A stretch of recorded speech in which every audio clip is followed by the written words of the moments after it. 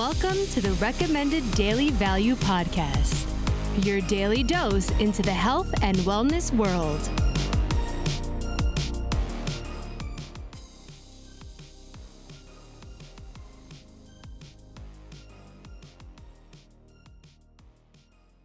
Welcome back to the Recommended Daily Value Podcast, brought to you by Umzu. I'm your host, Tyler Woodward, and today we're going to be talking about the real health benefits of having more muscle mass.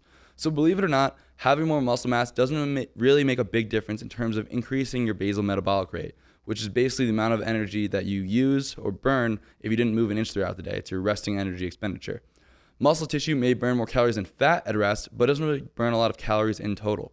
For every pound of muscle added, it's estimated to only burn another 4.5 to 7 calories daily, which is not a lot. A quote from a study by Havet et al. States, collectively, the brain, liver, and heart and kidneys account for 60 to 70% of resting energy expenditure in adults, whereas their combined weight is less than 6% of the total body weight.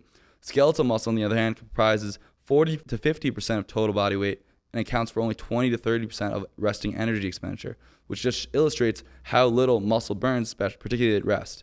The most energetically demanding organs like the brain, liver, and thyroid all primarily burn glucose, and even the heart has been recently found to burn glucose, at least when it's available.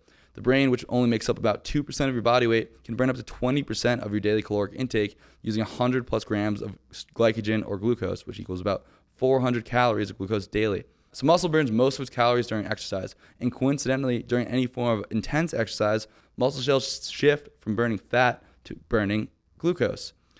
Although there will be a slight increase in BMR from having more muscle mass, I'd argue the main health benefit from having more muscle mass is that you burn more fat, particularly at rest. So the more fat you burn, the less fat will be available in the bloodstream.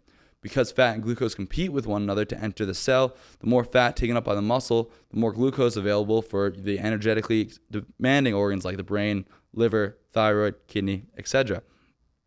This is likely what results in the increased insulin sensitivity from increases in muscle mass. Because there's less fat in the bloodstream, more glucose can be taken up by your other organs, and less insulin is required to get the glucose into the other organs because glucose can more easily enter the cell. On top of this, muscle also acts like a sponge for glucose, storing large amounts of glucose post-exercise to replenish its glycogen stores. On top of this, we all know that muscle mass is associated with increased testosterone, increase in bone health, among a myriad of other benefits. So there's just another reason to get some good resistance training into your weekly routine and into your lifestyle. So that's it for this episode. If you enjoyed this episode, make sure to hit that subscribe button and share with a friend. Until next time, be good. And just a reminder that these opinions are my own, based on my own research and experiences, and are not medical advice.